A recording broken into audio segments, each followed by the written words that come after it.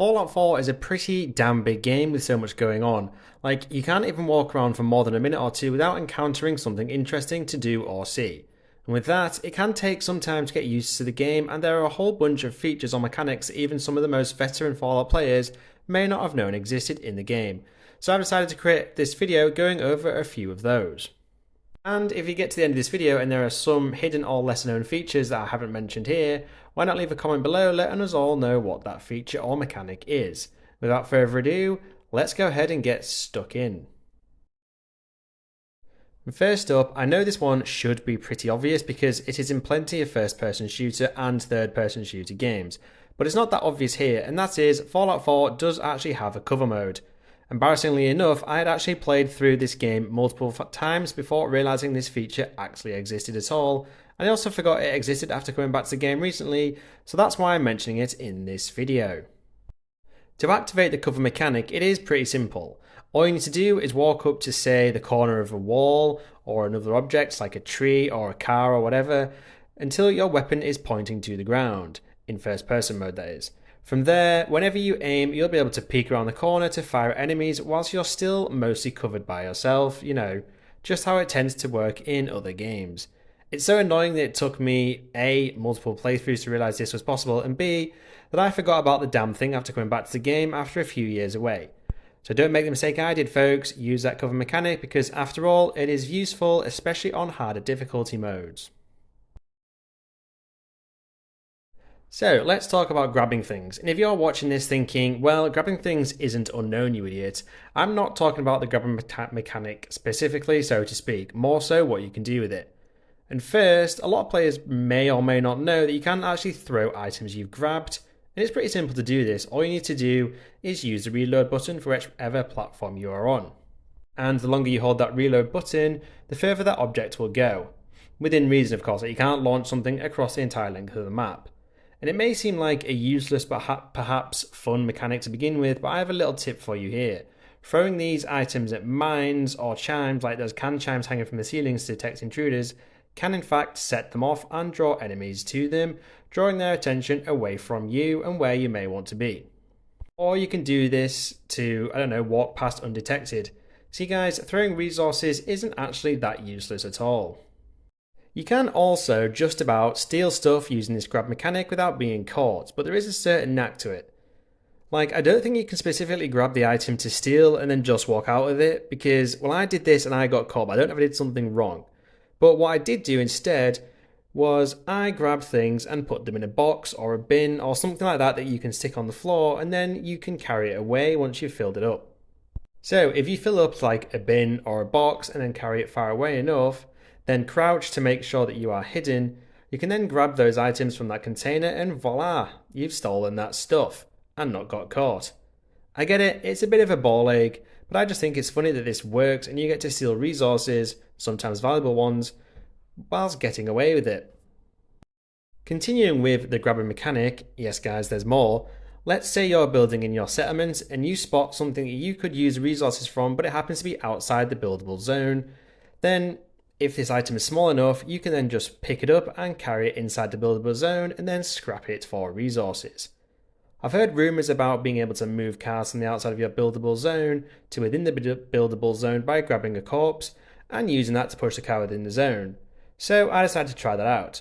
Now I did actually try this, but I couldn't get it to work on all cars, only some, but as you can see from this footage, a corpse does, albeit slightly, move this car around whilst I'm grabbing onto it. Why this happens, I do not know, but it just does. But the main thing is, grabbing resources from outside your buildable settlement zone and carrying them to within it will make that resource scrappable. Simples.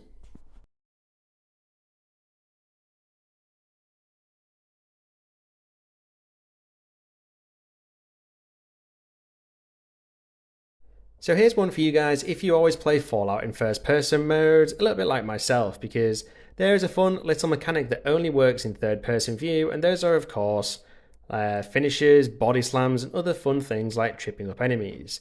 It has to be human enemies, so like raiders and whatnot. It's very simple to perform these finishes and body slams.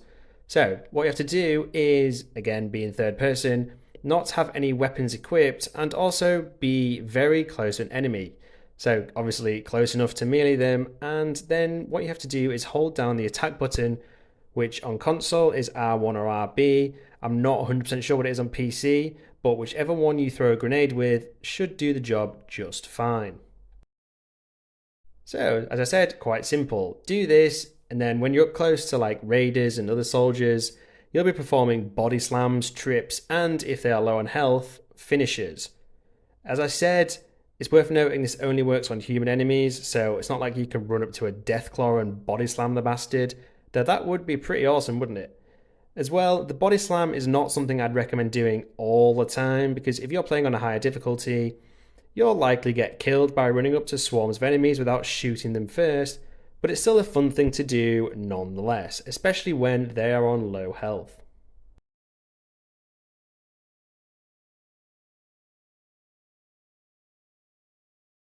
So, you can loot almost anything in Fallout, ranging from weapons and fusion cores to simple junk. But at least early on in the game, ammo can be quite scarce, and finding it isn't the easiest thing in the world to do. But a little known feature of the game is that you can loot ammo from just picking up weapons you either find lying around or from enemies you've just killed. I think it's because these weapons will have ammo chambers with ammo in them, so it certainly helps to pick up their weapons of fallen foes just as much as it helps to pick up the actual ammo. Like, even if you don't want or need the weapon itself, you should definitely still do this because you can instantly transfer that weapon back to the corpse, but you get to keep the ammo from it. Or if you prefer, and if you have the carry capacity, sell the weapon as long as, I say, carrying them doesn't make you over encumbered for a few extra bottle caps. Now, moving on to a small but often useful and often overlooked one, being able to change the pip-boy colour, again, hardly a hidden mechanic, but it is super useful. Now, I personally don't like the original green colour too much. I find it easier to read it in this blue, especially when you're busy hacking terminals. But again, I'm not specifically talking about being able to change the colour here. More so what it also affects, and that is your Pip-Boy's flashlight. As it turns out, changing the colour of your Pip-Boy also changes the colour of your flashlight, and this can be useful in dark places, especially considering the original green isn't the brightest colour in the world. So if you want your flashlight to be more effective in dark areas, just change the colour of your Pip-Boy to white or light blue like me, and your flashlight will be far brighter. Change it to red, for example, and you can see feck all.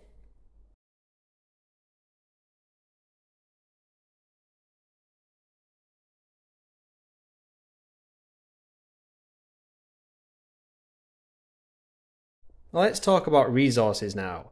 Say you want to craft a mod for a weapon or an armor set, or you want to build a specific components at one of your settlements, but you don't actually have said resource in either your workshop or your personal inventory. Well, you can, quite simply, tag that missing resource, meaning that when you're out and about exploring, if you ever come across that, say, a storage box, cabinet, desk, or whatever, it will then have the search icon next to it if that storage container contains the resource or resources that you are looking for.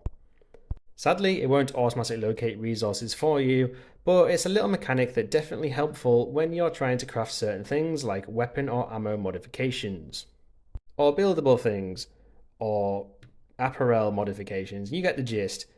Tag things for search. It's simple. Now, we all know about grenades in Fallout. Obviously. But sometimes when you throw them, the enemy could move away from the blast zone, and it means you effectively wasted a grenade because it caused feck all damage to that enemy.